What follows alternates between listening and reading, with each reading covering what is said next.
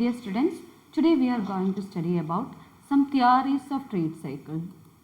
Okay, so in the previous classes we have been studying about business cycle, its different features and characteristics, as well as the different phases of business cycle, and we have classified mainly the 4 phases of business cycle as recession, depression, recovery and boom. So different economists have explained this business cycle through different theories, and we have to study some theories related to this trade cycle. And the first theory that we have to study is the Hawtrey's theory, which is called Hawtrey's monetary theory of trade cycle. Okay, so Hawtrey's monetary theory of trade cycle. So as the name suggests, this theory was put forward by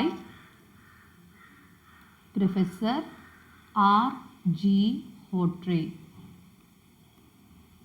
and he was the chief exponent of this purely monetary explanation of business cycle. So in this theory, the business cycle is explained in a purely monetary way. For a purely monetary aspect ilana ee oru trade cycle ne nammade R.G. Hawtrey നോക്കി കാണുന്നത്. So according to Hawtrey, he says that the trade cycle is purely a monetary phenomenon, a purely monetary phenomenon. Trade cycle എന്ന് പറയുന്നത് purely ഒരു monetary phenomenon ആണ്, അല്ലെങ്കിൽ supply of money, flow of money, volume of money in the economy, അത് ആ ഒരു ഫാക്ടറിൻ്റെ ബേസിസിലാണ് ഈ trade cycle സംഭവിക്കുന്നത് എന്നുള്ളതാണ് ഹോട്ട്രെ പറയുന്നത്. So it is the changes in the flow of monetary demand. ഈ മോണിറ്ററി ഡിമാൻഡിൽ വരുന്ന ചേഞ്ചസ്, ആ മോണിറ്ററി ഡിമാൻഡിൻ്റെ ഫ്ലോയിൽ വരുന്ന മാറ്റങ്ങളാണ് ഈ ഒരു പല ഫേസസ്, പ്രോസ്പെരിറ്റി ഡിപ്രഷൻ ഫേസസിലേക്ക് നയിക്കുന്നത്. So the changes in the flow of monetary demand on the part of the businessman that leads to the prosperity and depression in the economy. So prosperity ഫേസും depression ഫേസും വരുന്നത് ഈ ഒരു monetary ഡിമാൻഡിൻ്റെ ബേസിസിലായിരിക്കും, അല്ലെങ്കിൽ monetary ഡിമാൻഡാണ് പ്രധാനമായിട്ടും affect ചെയ്യുന്ന factor എന്നുള്ളതാണ് ആർ.ജി. ഹോട്ട്രെ പറഞ്ഞത്. അതുകൊണ്ട് തന്നെയാണ് അദ്ദേഹത്തിൻ്റെ തിയറീനെ പ്യുവർലി ഒരു മോണിറ്ററി തിയറി അല്ലെങ്കിൽ monetary theory of trade cycle എന്ന് പറയുന്നത്. So the business cycle is caused by the expansion and contraction of bank credit. അപ്പം ഇവിടെ ഈ ഒരു മോണിറ്ററി ഫിനോമിനനിൽ ബിസിനസ് സൈക്കിൾ വരുന്നത് എക്സ്പ്ലെയിൻ ചെയ്യുന്നത് ബാങ്ക് ക്രെഡിറ്റ് എന്ന് പറയുമ്പോൾ തന്നെ നമുക്കറിയാം it is purely a monetary aspect. Flow of money in the ഇക്കോണമിയാണ് ബാങ്ക് ക്രെഡിറ്റ് എന്നതുകൊണ്ട് നമ്മൾ ഉദ്ദേശിക്കുന്നത്. So according to Hawtrey, this business cycle is caused by expansion of bank credit as well as contraction of bank credit. അപ്പം bank credit കൂടുന്നു, കുറയുന്നു, expand ചെയ്യുന്നു, contract ചെയ്യുന്നു, ഈ ഒരു ഫാക്ടറാണ് ഈ ഒരു മോണിറ്ററി ഫിനോമിനലിലേക്ക് നയിക്കുകയും അതുവഴി ബിസിനസ് സൈക്കിൾ സംഭവിക്കുകയും ചെയ്യുന്നതെന്നാണ് മോണിറ്ററി തിയറിയിൽ ഹോട്ട്രെ പറയുന്നത്. അങ്ങനെയാണെങ്കിൽ നമുക്ക് ഈ ഒരു 2 സിറ്റുവേഷൻ, അതായത് എക്സ്പാൻഷനും കോൺട്രാക്ഷനും, ഈ 2 സിറ്റുവേഷനും നോക്കാം. അവിടെ എങ്ങനെയാണ് ഈ ഒരു ബിസിനസ് സൈക്കിൾ സംഭവിക്കുന്നതെന്ന് നമുക്ക് കാണാം. So first, expansion of bank credit. Okay, expansion of bank credit, business cycle അല്ല, ബാങ്ക് ക്രെഡിറ്റ് കേട്ടോ. Okay, so the expansion of bank credit causes the cycle to swing in upward direction. നമുക്കറിയാം സ്വാഭാവികമായിട്ടും bank credit expand ചെയ്യുക എന്ന് പറഞ്ഞാൽ തന്നെ അതിനർത്ഥം എന്താണ്? ഈ പറയുന്ന ഫ്ലോ ഓഫ് മണി ഇൻക്രീസ് ചെയ്യുവാണ്, ബാങ്കിൽ നിന്നും ക്രെഡിറ്റ് ആയിട്ട് കൊടുക്കുന്ന പണത്തിൻ്റെ എമൗണ്ട് കൂടുവാണ് എന്ന് പറഞ്ഞാൽ ഇക്കോണമിയിലോട്ട് ഒഴുകുന്ന സപ്ലൈ ഓഫ് മണി അല്ലെങ്കിൽ വോളിയം ഓഫ് മണി എന്ന് പറയുന്നത് എക്സ്പാൻഡ് ചെയ്യുവാണ്. അപ്പോൾ സ്വാഭാവികമായിട്ടും ബിസിനസ് സൈക്കിളിൽ ഒരു അപ്വേർഡ് ഡയറക്ഷനിൽ പോകാനാണ് സാധ്യത, അല്ലേ? കാരണം ഫ്ലോ ഓഫ് മണി ഇക്കോണമിയിൽ ഇൻക്രീസ് ചെയ്താൽ സ്വാഭാവികമായിട്ടും ഒരു അപ്വേർഡ് ഡയറക്ഷനിലുള്ള ഒരു ഫ്ലോ ആയിരിക്കും നമുക്ക് കാണാനായിട്ട് പറ്റുന്നത്. Okay, so this expansion phase starts when bank increases credit facilities. ബാങ്കിൻ്റെ ക്രെഡിറ്റ് ഫെസിലിറ്റി ഇൻക്രീസ് ചെയ്യുമ്പോഴാണ് ഈ ഒരു എക്സ്പാൻഷൻ സംഭവിക്കുന്നത്. അതായത് ക്രെഡിറ്റ് ഫെസിലിറ്റി ഇൻക്രീസ് ചെയ്യുക എന്ന് പറഞ്ഞിട്ടുണ്ടെങ്കിൽ ബാങ്കിൽ നിന്നും ലോണായിട്ട് കൊടുക്കുന്ന എമൗണ്ട് ഓഫ് മണി കൂടുതലാണ്, അല്ലെങ്കിൽ സ്വാഭാവികമായിട്ടും ബാങ്ക് ക്രെഡിറ്റ് കൂടുന്നത് എപ്പോഴാണ്?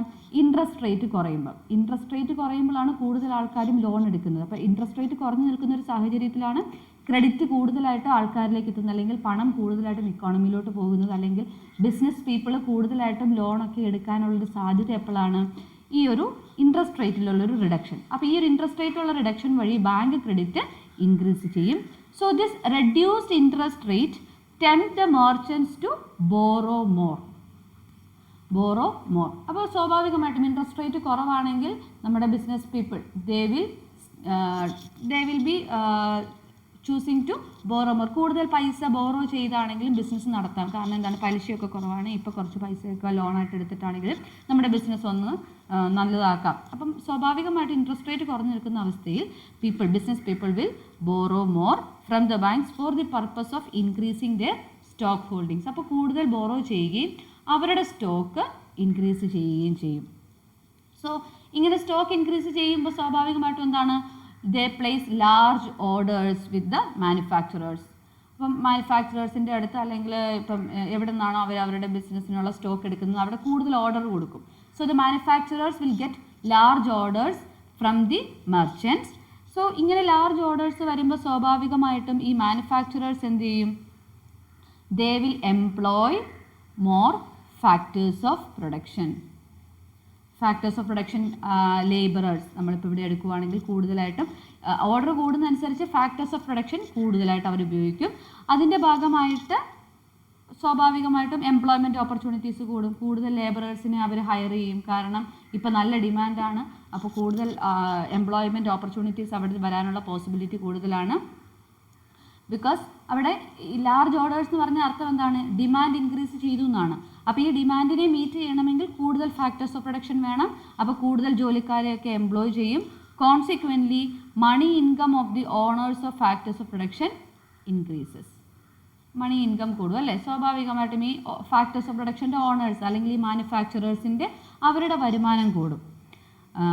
So this will increase their expenditure. Money income കൂടിയാൽ സ്വാഭാവികമായിട്ടും അവരുടെ എക്സ്പെൻഡിച്ചർ ചിലവുകൾ അവരുടേത് കൂടും. എക്സ്പെൻഡിച്ചർ കൂടിക്കഴിഞ്ഞാൽ എന്താണ്? Demand for consumer goods increases. Expenditure കൂടുക എന്ന് പറഞ്ഞിട്ട് കൂടുതൽ ചിലവാക്കുക എന്ന് പറഞ്ഞാൽ ഇക്കോണമിയിലുള്ള ഗുഡ്സ് ആൻഡ് സർവീസസിനോടുള്ള ഡിമാൻഡ് കൂടും. അങ്ങനെ വരുമ്പോൾ എന്താണ് സംഭവിക്കുന്നത്? പ്രൈസ് ഇൻക്രീസ് ചെയ്യും.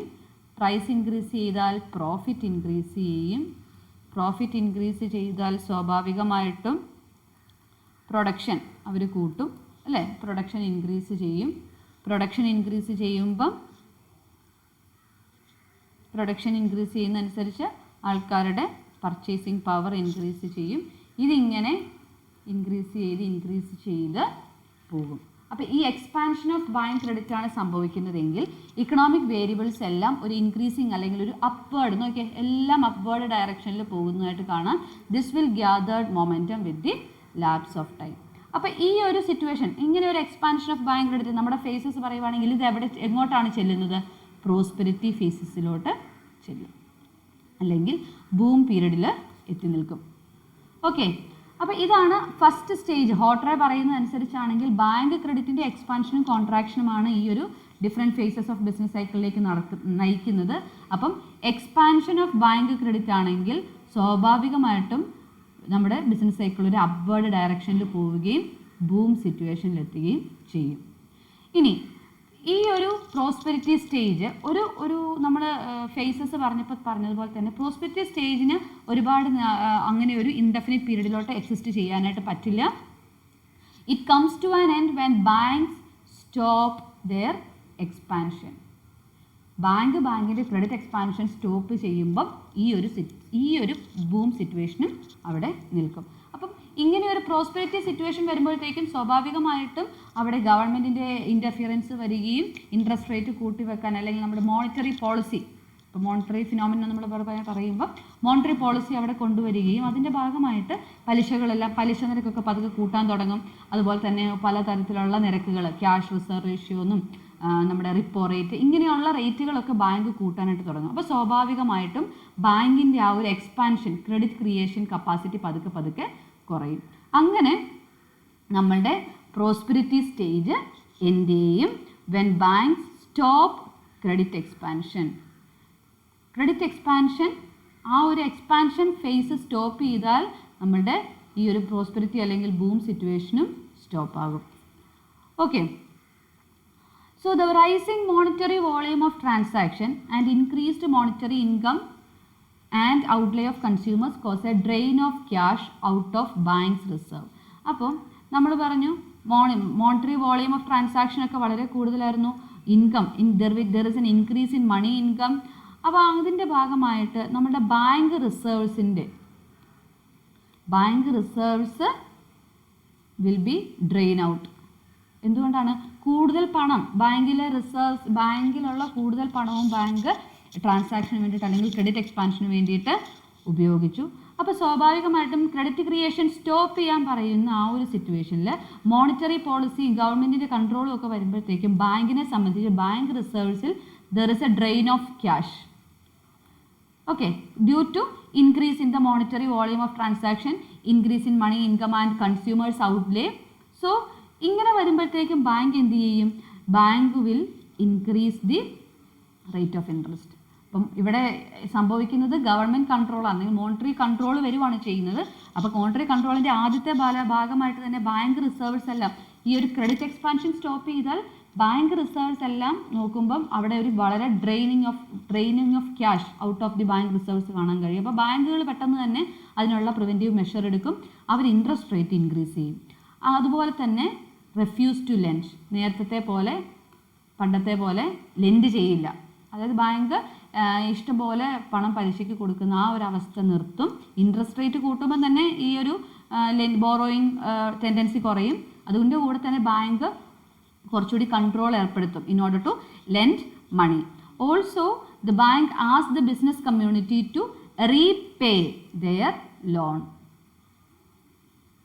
ലോണായിട്ട് തന്നതെല്ലാം റീപേ ചെയ്യാനായിട്ട് ബാങ്ക് പറയും. അപ്പോൾ ബാങ്ക് ആവശ്യപ്പെടും ബിസിനസ് പീപ്പിളിനോട്, you have to repay the loans. So അങ്ങനെ വരുമ്പോഴത്തേക്കും പതുക്കെ നമ്മളുടെ ബിസിനസ് സൈക്കിളാണെങ്കിൽ ഒരു റിസഷനറി ഫേസ് അവിടെ സ്റ്റാർട്ട് ചെയ്യും. ഓക്കെ, അപ്പോൾ നമ്മൾ ഭൂമിയിൽ നിന്ന് അവസ്ഥയിൽ നിന്ന് പതിയെ താഴോട്ട് വരുന്നതിൻ്റെ ലക്ഷണമാണ് ഈ കാണുന്നതൊക്കെ. അതായത് ഒരു റിസഷൻ ഫേസ് അവിടെ സ്റ്റാർട്ട് ചെയ്യും. ആൾക്കാരുടെ കയ്യിലുള്ള പണം തിരിച്ചു പിടിക്കുന്ന അവസ്ഥകളാണ് അവിടെ സ്റ്റാർട്ട് ചെയ്യുന്നതായിട്ട് നമുക്ക് കാണാൻ സാധിക്കുന്നത്. So in order to pay back the loan, അപ്പോൾ ബാങ്ക് പറഞ്ഞു ബിസിനസ് പീപ്പിളിനോടെല്ലാം ലോൺ തിരിച്ചു കൊടുക്കണമെന്ന് പറഞ്ഞു. സോ ബിസിനസ് പീപ്പിളിനെ സംബന്ധിച്ച് they have to pay back, loan തിരിച്ചു കൊടുക്കണം. അപ്പം ഈ ലോൺ തിരിച്ചു കൊടുക്കാനായിട്ട് what the business people will do, they will start selling their stock. അവർ നേരത്തെ ഒത്തിരി സ്റ്റോക്ക് എടുത്ത് വെച്ചിട്ടുണ്ടായിരുന്നു, നല്ല ബിസിനസ് പ്രോഫിറ്റ് ആയിട്ട്. അപ്പം നമ്മൾ പറഞ്ഞു ഡിമാൻഡ് കൂടുന്നു, ഒത്തിരി ഓർഡറുകൾ കൊടുക്കുന്നു. അപ്പോൾ in order to pay back the loan, business people will start to sell their stock sell ചെയ്യാനായിട്ട് തുടങ്ങുമ്പോൾ പതുക്കെ ഇതിൻ്റെ പ്രൈസ് കുറയാനായിട്ട് തുടങ്ങും. കാരണം പ്രോഡക്റ്റുകൾ അവൈലബിൾ ആണ്. സോ പ്രൈസ് പതുക്കെ കുറയാനായിട്ട് തുടങ്ങും. ടോട്ടൽ ഇക്കോണമിയിലെ പ്രൊഡക്റ്റീവ് ആക്ടിവിറ്റി കുറയാനായിട്ട് തുടങ്ങും. So the productive activity in the economy as a whole declines, which leads to fall in the demand for factors of production. പതുക്കെ കുറയാൻ തുടങ്ങും. കാരണം എന്താണ്? പ്രൊഡക്റ്റീവ് ആക്ടിവിറ്റി ഇക്കോണമി കുറഞ്ഞു, പ്രൊഡക്ഷൻ കുറഞ്ഞാൽ ഫാക്ടേഴ്സ് ഓഫ് പ്രൊഡക്ഷൻ അത്രയും വേണ്ട. അപ്പോൾ ഫാക്ടേഴ്സ് ഓഫ് പ്രൊഡക്ഷൻ്റെ ഡിമാൻഡ് കുറയും. അങ്ങനെ വരുമ്പോൾ എന്താ സംഭവിക്കുന്നത്? അൺഎംപ്ലോയ്മെൻറ്റ്. നേരത്തെ ഫാക്ടേഴ്സ് ഓഫ് പ്രൊഡക്ഷൻ്റെ ഡിമാൻഡ് കൂടുമ്പോൾ കൂടുതൽ ആൾക്കാരെ ജോലിക്കെടുക്കും. കാരണം കൂടുതൽ ഡിമാൻഡുണ്ട്. ഇവിടെ ഡിമാൻഡ് കുറയുന്നതനുസരിച്ച് ഈ പറയുന്ന ഇത്രയും ലേബറേഴ്സിന് ആവശ്യമില്ല. സ്വാഭാവികമായിട്ടും അൺഎംപ്ലോയ്മെൻറ്റ് വരും. ഇൻകം കുറയാനായിട്ട് തുടങ്ങും. സ്വാഭാവികമായിട്ടും ഡിമാൻഡ് കുറയും, പ്രൈസ് കുറയും, ഇൻകം കുറയും. ഇതിങ്ങനെ കുറഞ്ഞ് this is the signal of depression. അപ്പം ഈ ഒരു റിസഷൻ ഇങ്ങനെ ഡൗൺവേർഡ് മൂവ്മെൻറ്റ് പോയി it will lead to the depression phase. And even thinking that they are unable to pay back the loans, some business people will go into liquidation, that is forcing the banks to contract credit further. അപ്പോൾ ചില business ആണെങ്കിൽ അവർ maximum repay ചെയ്യാൻ നോക്കും. ചിലത് അടച്ചു പോകേണ്ടതായിട്ട് വരും, അല്ലെങ്കിൽ ബാങ്കിലോട്ട് കൊടുത്തിട്ട് പോകും. അപ്പോൾ ഇങ്ങനെ ആ ഒരു ഡിപ്രഷൻ ഫേസ് എത്തി നിൽക്കും. Thus the entire process becomes cumulative and the economy forced into depression stage. അപ്പോൾ നമ്മൾ ബാങ്ക് എക്സ്പാൻഷൻ്റെ നേരെ ഓപ്പോസിറ്റാണ് ഇവിടെ സംഭവിച്ചത്. Bank contraction, bank credit capacity അല്ലെങ്കിൽ ബാങ്ക് ക്രെഡിറ്റ് കോൺട്രാക്ഷനാണ്. അപ്പോൾ ആ പ്രോസ്പെരിറ്റി സ്റ്റേജിൽ നിന്നത് പതുക്കെ റിസഷൻ ഫേസിലൂടെ വന്ന് ഡിപ്രഷനിലായിരിക്കും അത് വന്ന് നിൽക്കുന്നത്. അപ്പോൾ ഈ ഒരു സിറ്റുവേഷൻ, സോ നമ്മൾ പറഞ്ഞു തുടങ്ങിയത് ബൂമിലായിരുന്നു. ബൂം പീരീഡിൽ നിന്ന് പതുക്കെ താഴോട്ട് വന്നപ്പോൾ പറഞ്ഞു നമ്മൾ റിസഷൻ ഫേസ് ആണ് അവിടെ വരുന്നത്. അത് എവിടെ പോയി നിന്നു? ഡിപ്രഷനിൽ വന്ന് നിന്നു എന്ന് പറഞ്ഞിട്ടുണ്ടെങ്കിൽ ടോട്ടൽ ഇക്കണോമിക് ആക്ടിവിറ്റിയും വളരെ ഡൗൺവേർഡ് ആയിട്ടുള്ള ഒരു സിറ്റുവേഷൻ കാണിച്ചു. So according to Hawtrey, the process of recovery process എന്ന് പറയുന്നത് ഹോട്ട്രയുടെ അഭിപ്രായത്തിൽ it is a very slow process, slow and halting process. അതായത് ഇവിടുന്ന് ബൂം പീരീഡിൽ നിന്ന് ഡിപ്രഷനിലോട്ട് വരുന്ന പോലെ അത്ര പെട്ടെന്ന് നമുക്ക് ഡിപ്രഷനിൽ നിൽക്കുന്ന ഒരു അവസ്ഥയിൽ നിന്ന് ഇക്കോണമിനെ ബ്രിങ്ങപ്പ് ചെയ്യാനായിട്ട് പറ്റില്ല. ഓക്കെ, അപ്പോൾ ഈ ഡിപ്രഷൻ സിറ്റുവേഷൻ കണ്ടിന്യൂ ചെയ്യുന്ന അനുസരിച്ച് traders will pay back their loans by selling their Stokes.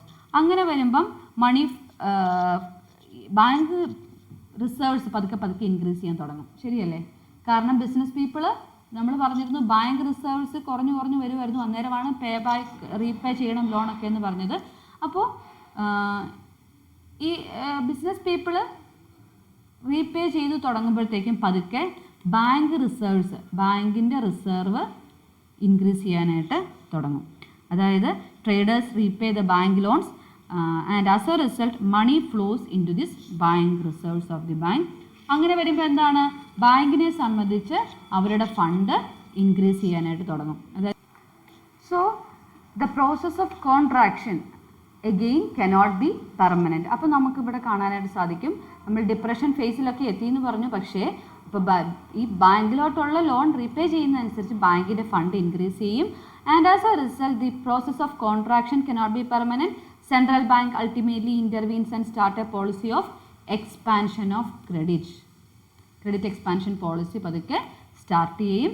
And this brings the revival and the period of revival is again followed by boom period.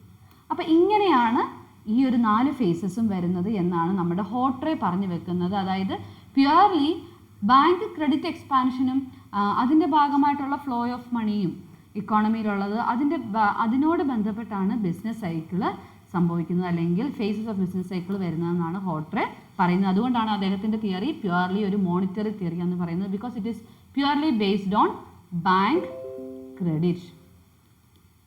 Okay, so this is the monetary theory of trade cycle and there are some criticisms with respect to this theory. നമുക്ക് ഒരുപാട് criticism നമുക്ക് ആലോചിച്ചാൽ തന്നെ മനസ്സിലാക്കാനായിട്ട് സാധിക്കും. So the first criticism is that credit is not the cause of cycle. Bank credit അല്ല business സൈക്കിളിൻ്റെ കാരണം എന്നാണ് ആദ്യത്തെ ക്രിറ്റിസിസം പറയുന്നത്.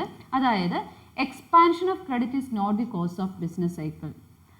അപ്പം ക്രിറ്റിസിസം പറയുന്നതാണ് ബാങ്ക് ക്രെഡിറ്റ് എക്സ്പാൻഡ് ചെയ്യുന്നതല്ല ബിസിനസ് സൈക്കിളിൻ്റെ കാരണമായിട്ട് വരുന്നത്. ഈ ഒരു ബാങ്ക് ക്രെഡിറ്റ് എക്സ്പാൻഡ് ചെയ്യുന്നത് ഒരു കണ്ടീഷനാണ്, വേണമെങ്കിൽ അങ്ങനെ പറയാം. അതായത് ബിസിനസ് സൈക്കിൾ സംഭവിക്കാനുള്ള ഒരു കണ്ടീഷൻ എന്ന് പറയുന്നത് ഈ ബാങ്ക് ക്രെഡിറ്റ് എക്സ്പാൻഷനായിട്ട് പറയാം. അതല്ലാണ്ട് expansion and contraction of credit cannot originate either boom situation or depression situation എന്നാണ് ഫസ്റ്റ് ക്രിറ്റിസിസം പറയുന്നത്.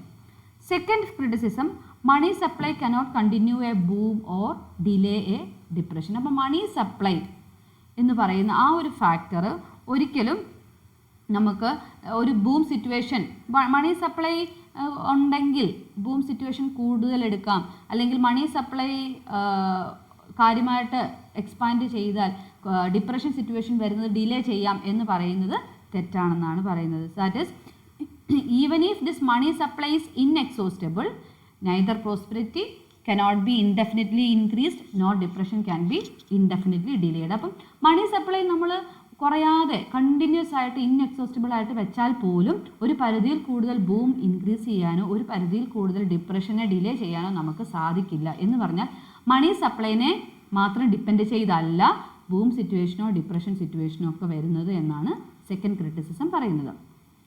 Third criticism, traders do not depend only on bank credit. Traders ഒരിക്കലും അവരുടെ ബിസിനസ് നടത്താൻ വേണ്ടിയിട്ട് ബാങ്ക് ക്രെഡിറ്റിനെ മാത്രം ഡിപ്പെൻഡ് ചെയ്താണ് നിൽക്കുന്നത് നമുക്ക് പറയാൻ പറ്റില്ല. അതുകൊണ്ട് തന്നെ എക്സ്പാൻഷനോ കോൺട്രാക്ഷനോ സംഭവിച്ചാലും ബാങ്ക് ക്രെഡിറ്റ് എക്സ്പാൻഡ് ചെയ്താലും കുറഞ്ഞു പോയാലും ട്രേഡേഴ്സിനെ എഫക്റ്റ് ചെയ്യണമെന്ന് നിർബന്ധമില്ല. കാരണം ബിസിനസ് പീപ്പിളിന് അവരുടെ ബിസിനസ് നടത്താൻ ചിലപ്പോൾ പാസ്റ്റ് സേവിങ്സ് കാണും, അവരുടെ അക്യുമുലേറ്റഡ് ഫണ്ട്സ് കാണും, അവരുടെ മറ്റ് പ്രൈവറ്റ് സോഴ്സിൽ നിന്നുള്ള ബോറോയിങ്സ് കാണും. അപ്പോൾ പല സോഴ്സ് കാണും അവരവരുടെ ബിസിനസ് ക്യാരി ഔട്ട് ചെയ്യാനായിട്ട്. ഒരിക്കലും ബാങ്ക് ക്രെഡിറ്റിനെ മാത്രം ഡിപ്പെൻഡ് ചെയ്തല്ല ബിസിനസ് കൊണ്ടുപോകുന്നത്. Fourth is factors other than interest rate is also important. ഇവിടെ നമ്മൾ പ്രധാനമായിട്ടും കൊടുത്ത ഒരു പ്രാധാന്യം ഇൻട്രസ്റ്റ് റേറ്റിനാണ്. അപ്പോൾ ഇൻട്രസ്റ്റ് റേറ്റിനേക്കാൾ കൂടുതൽ പ്രാധാന്യമുള്ള മറ്റു ഫാക്ടേഴ്സും ഉണ്ട് ബിസിനസ് പീപ്പിളിൻ്റെ ബിസിനസ് എക്സ്പാൻഡ് ചെയ്യാനും അല്ലെങ്കിൽ ഇൻവെസ്റ്റ്മെന്റ് ഇൻക്രീസ് ചെയ്യാനും ഒക്കെ. Like business expectation, price changes, cost of storage, ഇങ്ങനെയുള്ള ഫാക്ടേഴ്സ് ഇൻട്രസ്റ്റ് റേറ്റിനേക്കാൾ കൂടുതൽ പ്രാധാന്യമുള്ള ഫാക്ടേഴ്സ് തന്നെ ആണ് in influencing the decision of business people in order to increase their stock. അപ്പോൾ സ്റ്റോക്ക് ഇൻക്രീസ് ചെയ്യാൻ അല്ലെങ്കിൽ ബിസിനസ് ഇൻക്രീസ് ചെയ്യാൻ ഇൻട്രസ്റ്റ് റേറ്റ് കുറഞ്ഞാൽ മാത്രമേ ബിസിനസ് ഇൻക്രീസ് ചെയ്യുള്ളൂ, സ്റ്റോക്ക് ഇൻക്രീസ് ചെയ്യുള്ളൂ നമുക്ക് പറയാനായിട്ട് പറ്റില്ല. There are different other factors which controls or which influences the traders to expand their stock. Then another criticism is that it does not explain the periodicity of the cycle. ഈ ഒരു trade സൈക്കിളിന്റെ periodicity എങ്ങനെയാണ്, ഓരോ പീരീഡിന്റെയും ആ ഒരു length of the cycle, അതിനെക്കുറിച്ചൊന്നും തിയറിയിൽ പറഞ്ഞിട്ടില്ല. And the last criticism is this ignores non monetary factors. There are different non-monetary factors that influences the business people or the trade cycle. അപ്പോൾ മോണിറ്ററി ഫിനോമിനൽ മാത്രം പ്രാധാന്യം കൊടുക്കുകയും totally the non monetary factors ഒക്കെ ignore ചെയ്യുകയാണ് ചെയ്തേക്കുന്നത്. Like innovation, capital stock, multiplier accelerator interaction, ഇങ്ങനെയുള്ള money supply factors അല്ലെങ്കിൽ monetary factors അല്ലാത്ത പല ഫാക്ടേഴ്സും ഉണ്ട്. ഇതെല്ലാം ഇഗ്നോർ ചെയ്തേക്കുവാണ്. അതുകൊണ്ട് തന്നെ നമ്മൾ ഈ തിയറീനെ ഇൻകംപ്ലീറ്റ് തിയറി ആണെന്ന് പറയും. Because it is biased towards the monetary factors only, completely ignore the non monetary factors. So these are the criticism with respect to Hawtrey's theory. So this is the theory of trade cycle proposed by Hawtrey, which is called monetary theory of trade cycle. Hope it is clear for you. Thank you.